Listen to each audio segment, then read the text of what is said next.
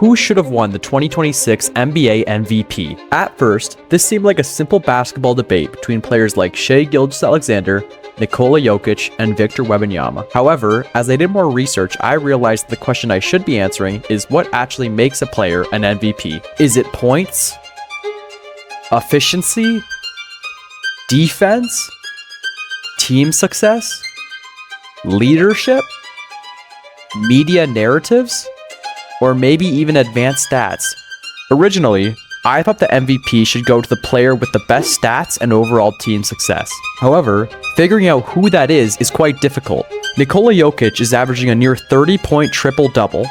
Shai Gilgeous-Alexander is having one of the most efficient scoring seasons in NBA history, and Victor Wembanyama just had a record-breaking defensive year. So in order to figure out what actually matters in the MVP race and who should be declared the MVP, I decided to do some research. The first website I went to was NBA.com to see what professional voters look for when choosing who the MVP should be. I decided to choose NBA.com as I felt that it would be a reliable source since it's actually the site for the NBA. On this website, NBA writer Steve Aschenbrenner argued that the MVP is usually the best player on the best team, unless there's another player who has a statistically dominant season, carries a weaker team, exceeds past their expectations, or passes the eye test, which is a subjective test on how well a player looks when you watch them. This instantly showed me that there wasn't one thing that these MVP voters were looking for.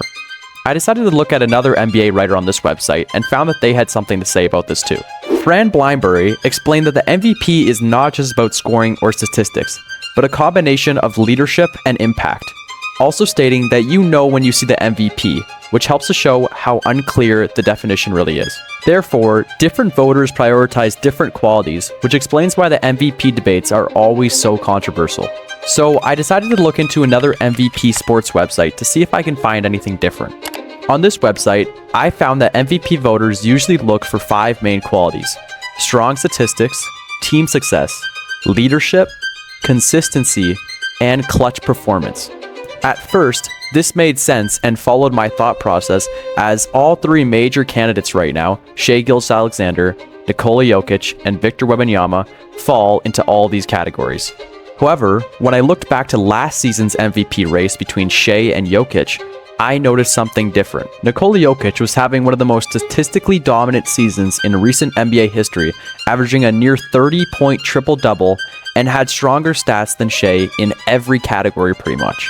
And yet, Shai still won. This confused me and made me question how much statistics actually matter in the MVP voting. So I did some digging and found that Shai's team won around 18 more games than Jokic's team did. This suggested that team success may have a greater impact on MVP voting than individual statistics alone, completely changing what I thought made a player an MVP.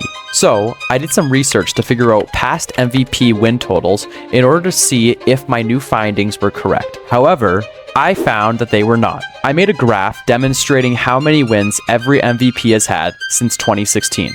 As seen in the graph, there was no clear amount of wins that an MVP needed to have in order to win, with some MVPs even having 46 wins. Therefore, there was still no clear answer as to why Shai won over Jokic in 2025 and what makes a player an MVP. So, this got me thinking, if none of my past research has done me any good, what if I'm looking in the wrong direction? A lot of the stats I've been looking at have been offensive based.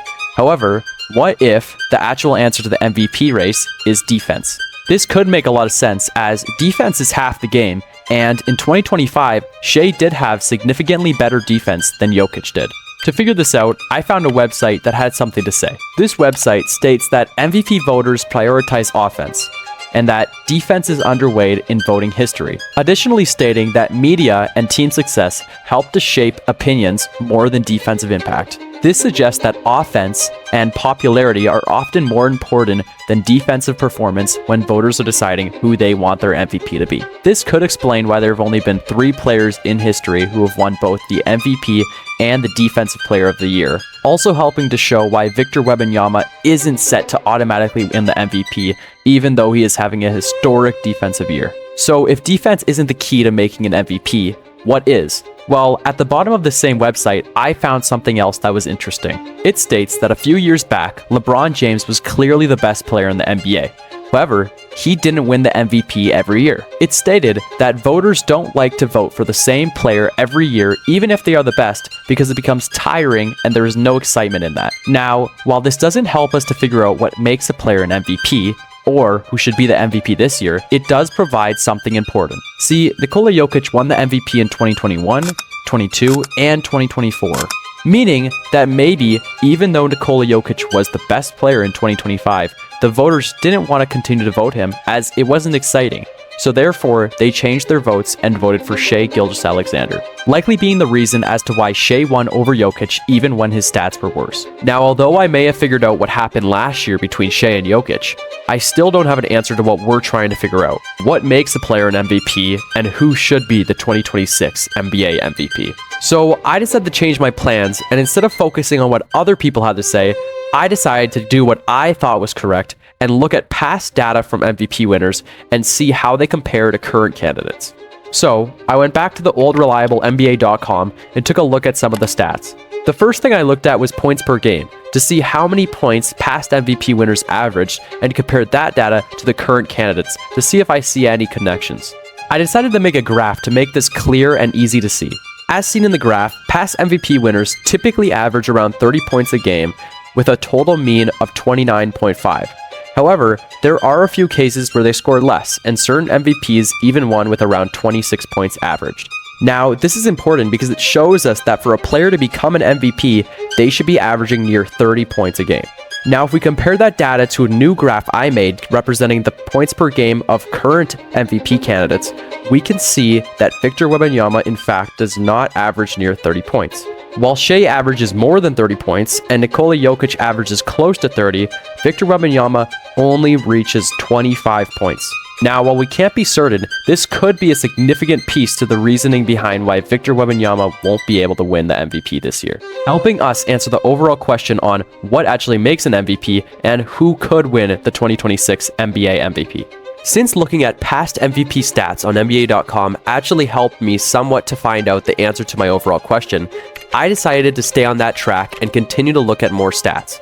The next thing I looked at was how past MVP plus-minus scores compared to current candidates to see if I could see any correlation. I decided to go with plus-minus as it's basically a measure of how much better a team performs when a player is on the court versus when they are off the court. This means if I find that there's a certain trend throughout past MVP winners plus-minus, and that trend isn't followed by certain MVP candidates now, they may be unable to win the MVP, helping me to answer the question of what makes an MVP and who should be the 2026 MVP. So, I made a graph to demonstrate the plus-minus of the past MVP winners. When looking at the graph, it is clear that the MVP winners had a variety of different plus-minus scores, and that there was not one specific number that they all needed to have. Therefore, even if we look at the plus-minus graph I made for current candidates, it doesn't actually mean anything to us, as we don't know if plus-minuses actually matter towards a player becoming an MVP. This leads us back to another somewhat dead end, where we don't actually know what makes a player an MVP and who should be the 2026 NBA MVP. Rather than continuing my research and likely falling down another rabbit hole, I decided to stop and think about what my research actually had to say about my question. After looking through all my research, I realized there wasn't one thing that made a player an MVP, and that the MVP voting system is far more subjective than I believed. It's not just about how strong a player's stats are, or how strong their team was in the season, but what individual voters actually prioritize and what they look at when figuring out who they feel is the MVP. So, in conclusion, I don't have an answer to what makes a player an MVP, or who should be the 2026 MVP. But instead, I have a better understanding of how the system works and why there's so much controversy every year over who the MVP should be.